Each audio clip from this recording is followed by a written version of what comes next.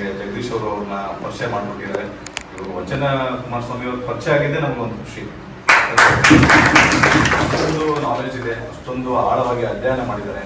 ಅವರ ತತ್ವಗಳನ್ನು ಅವರು ಅಳವಡಿಸ್ಕೊಂಡು ಇನ್ನೊಬ್ಬರಿಗೆ ಹೇಳ್ತಿದ್ದಾರೆ ಅಂತ ನನ್ನ ಒಂದು ಭಾವನೆ. ಯಾಕಂದ್ರೆ ಅಳವಡಿಸ್ಕೊಂಡಾಗಲೇ ತಾನೇ ಈ ಥರ ಮಾತುಗಳು ಬರೋದು ಸಾಧ್ಯ.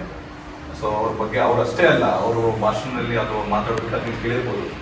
ಅವರ ಬಗ್ಗೆ ಇನ್ಯಾರು ಮಾತಾಡಿದ್ದಾರೆ, ಕುವೆಂಪು ಆಗಿರ್ಬೋದು, ಸಿದ್ದಯ್ಯ ಪುರಾಣಿಕ್ ಅವರಾಗಿರ್ಬೋದು, ಅಥವಾ ಮಹಾತ್ಮ ಗಾಂಧಿಯವರಾಗಿರ್ಬೋದು, ಇವರು ಆಗಿರ್ಬೋದು, ಎಲ್ಲರೂ ಕೂಡ ಅವರುಗಳನ್ನ ಸ್ಟಡಿ ಮಾಡಿ ಅದರಲ್ಲಿ ನಮಗೆಲ್ಲ ತಿಳಿಸ್ಕೊಟ್ಟಿದ್ದಾರೆ.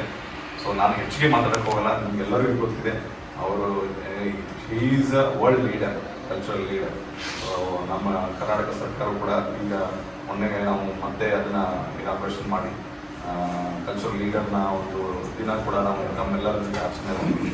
ಸೊ ಅವ್ರು ಬಂದಿದ್ದಕ್ಕೆ ಖುಷಿಯಾಗಿದೆ. ತಾವೆಲ್ಲರೂ ಈ ಒಂದು ಕಾರ್ಯಕ್ರಮಕ್ಕೆ ಬಂದಿದ್ದಕ್ಕೆ ತಾಲೂಕು ಆಡಳಿತ ವತಿಯಿಂದ ತಮ್ಮೆಲ್ಲರಿಗೂ ಧನ್ಯವಾದ ತಿಳಿಸಿ ನಾನು ಒಂದೆರಡು ಮಾತಾಡ್ತೀನಿ.